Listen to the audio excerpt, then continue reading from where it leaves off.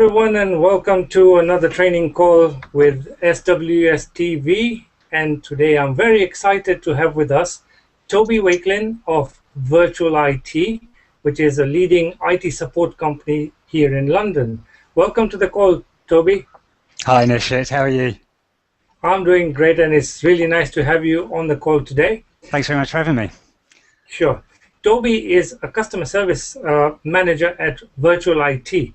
And as I mentioned before, they are an IT support specialist company.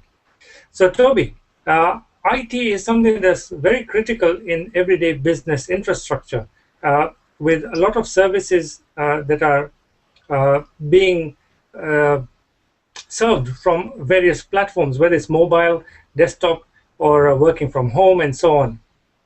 So how is it different from what you do and having an in-house IT support team? What's the difference? I think it's.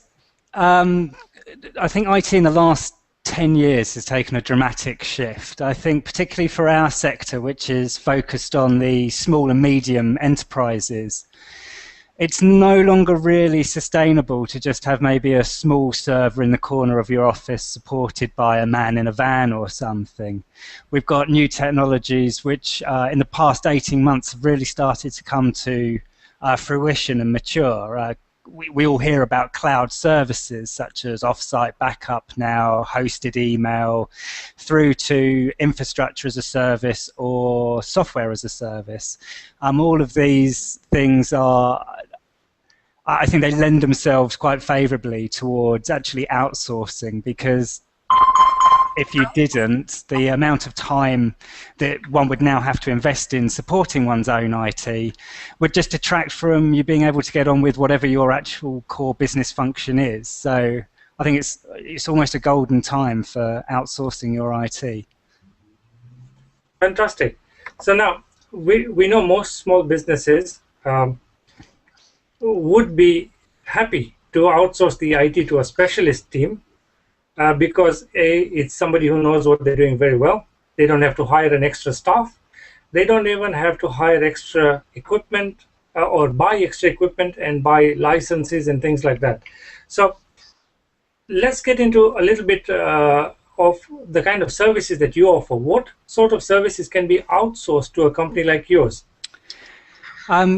While it's up to the business ultimately, but if you want, you can effectively outsource everything from your entire infrastructure to the support mechanics, and actually that's what Virtual IT does. Our sort of mission is to be able to take away all of the pain of IT from our clients, and we'll manage and do everything. So that means from the computers on your desk to the server in your comms room, if you've got one, through to hosted email we provide now, and your off-site backup. And we've also got our own data centers and partners where we're able to provide hosted desktop, virtual servers, entire virtual infrastructures. Basically any facet of your IT, it's now possible to outsource to a trusted provider such as ourselves. Fantastic. So that means my company can grow rapidly and not have to worry about the IT infrastructure sort of issues. I think so very much. I mean, that respects an issue is scalability, particularly in fast-moving businesses and economies at the moment. Unless you've got a really strong IT knowledge in-house, you might very quickly reach a point where your IT is no longer scalable with your business, and actually that can have huge detrimental effects on productivity and the effectiveness of your organization. So having a managed service provider such as ourselves facilitate that IT, we build our environments with scalability in mind. Fantastic. Okay, so there are a number of IT service providers or IT support companies in London. Yeah. And I want the viewers to learn a little bit more about Virtual IT. What's their history, their background, and what makes them different from other IT service companies out there in the market? Well, Virtual IT's been around now for about 13 years. I've been working here for just over 7, in fact. And the inception of virtual IT wasn't with a technical focus. Our managing director, who is one of the founders, has always worked in various aspects of technology throughout his entire career, through either working for or owning businesses. And the big thing that historically that is missing from IT is service. The picture of IT professionals are, thick-rimmed glasses, people with adenoids who hide in these rooms with no windows and aren't very good at social interaction, but are very good at administering systems. But that's no good, because if they're not able to interact with their customer, whether it's an internal customer or an external customer, they're not going to be able to deliver what it is that business needs. Virtual IT was built with that in mind, and so we are very much, we are a service, we call ourselves a service business before we call ourselves a technology business, because it's actually, the IT is the enabler, but the delivery that we're providing is actually that service piece. Obviously, I would say this, I'm the customer service manager, but it's very much ingrained in our ethos that we're there to support the humans. It's just so happens that the aspect of that support is around their IT and technology. Fantastic. So that's a key aspect of what you guys do, which is to offer the best service possible within the industry. Yeah, absolutely. For clients or customers that work with you, what would you say is the biggest benefit they take away from engaging your services? I think our most successful relationships with our client base, many of whom have now actually been with us, they're coming into, some of them are for 9 and 10 years they've been with us, and it's when they treat us as their IT partner that they actually interact with us, not as a detached service provider, such as the bigger ones like the BTs or the British Gases of this world, but actually have us semi-integrate within their organisation and work with us so that we can work with them, not just say, I want this, do it. Because it's through that more consultative and involved relationship that you're actually able to really help benefit that client and get them as the best amount of value you can for, their buck, frankly. Fantastic. So it's not just a productized service that we offer IT support and that's it. You actually go over and beyond the call of duty to give them best value for money. I think I think that's so important in this day and age. It would be very easy to say, here's a menu of stuff we do, buy what you want. You can have it all modular and you can bolt bits on, but a lot of customers these days, they're not IT focused. The age-old question we have here is, what is it that you want to achieve? Rather, when the customer says, I want to do this, or I want this, rather than just blindly say, yeah, sure, we'll make money off of that, that's great. It's actually to stop for a moment and say, but what is it you're trying to achieve? Because yes, in a lot of instances, it might be that there is a more cost-effective solution for them, or a no-cost solution for them that they're just not aware of. And while putting a business hat on, and that might sound, well, that doesn't work because you're a business and you're there to make money. It's only by fostering that sort of relationship that you can have a long-term relationship where actually both organizations can benefit. Fantastic. So, Toby, at SWS TV, we regularly interview experts in local business like yourselves, and we've got viewers who are in local business owners, and some of the questions that we've been asked to put forward to you includes things like, how does your help desk operate and how is it set up? Oh, right, okay. So when I first started, it was actually my primary remit to develop the help desk itself into a more sustainable model, because obviously we were quite conscious that we were very growth focused. So what I've done is taken my experience in corporate and applied it here.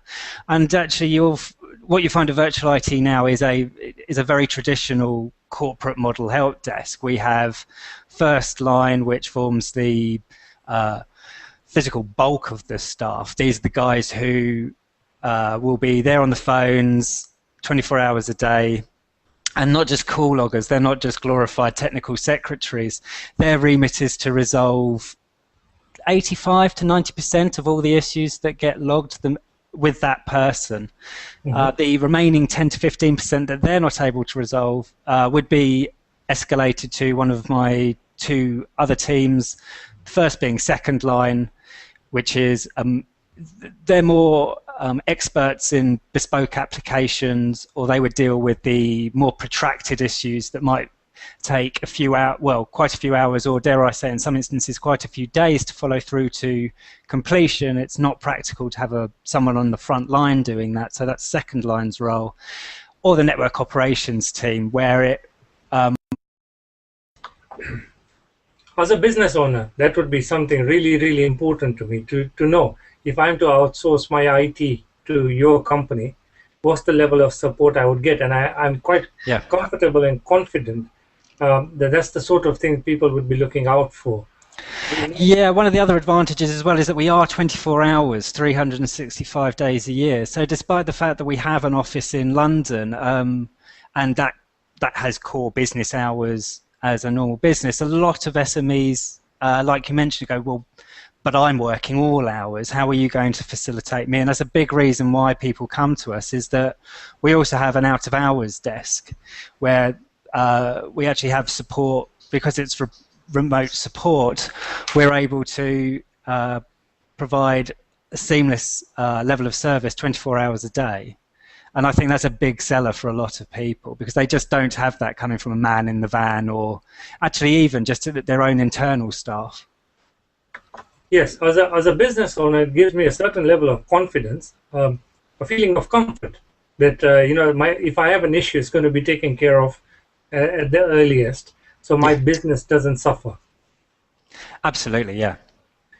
All right. So another question we've been asked is, do you work to any key metrics? Are there any measurements that you can report back on? It is an interesting position I find myself in as a customer service manager, where actually it's all about the humans, but it is ultimately one of my primary functions to convert all of this work into numbers.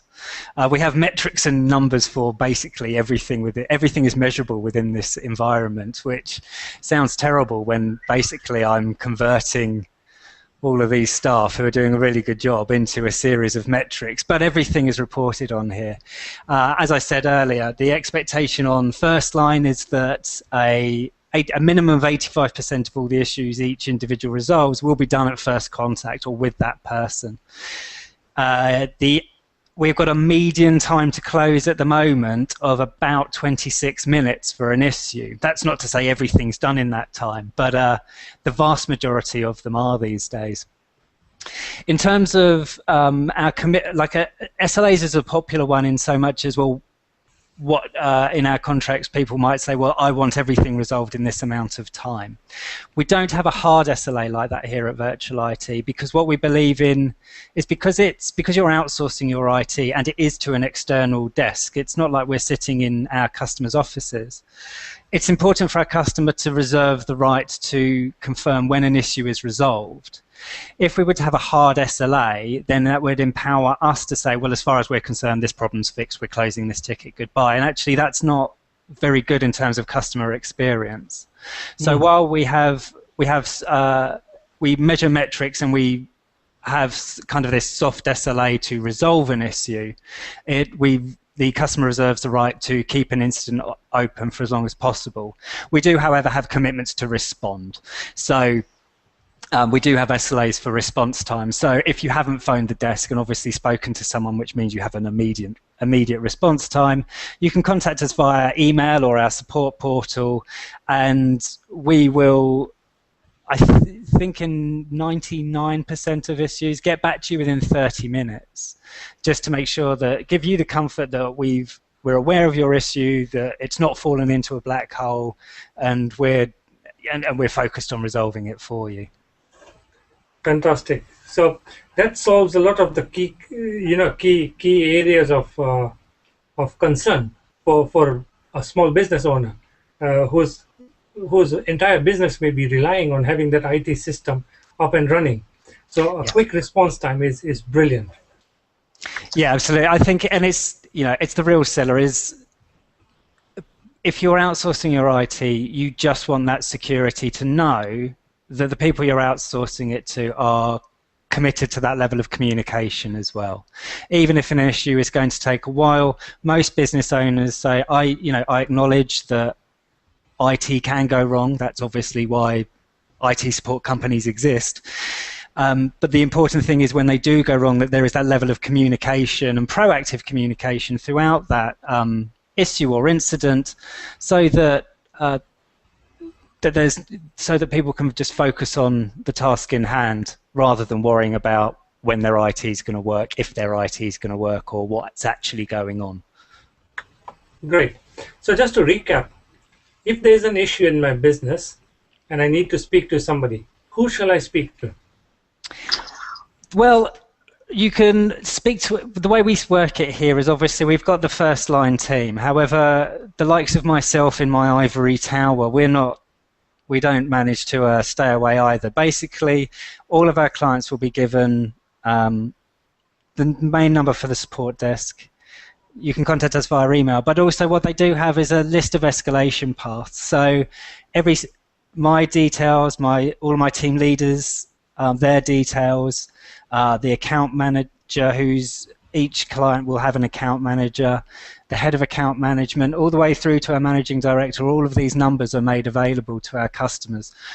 We recognise that there's no value gained by being completely rigid, saying you can only contact us on this number and you can only speak to these core people, because it depends on what the issue is as well. So we try and share as much of these avenues of communication as possible. Fantastic.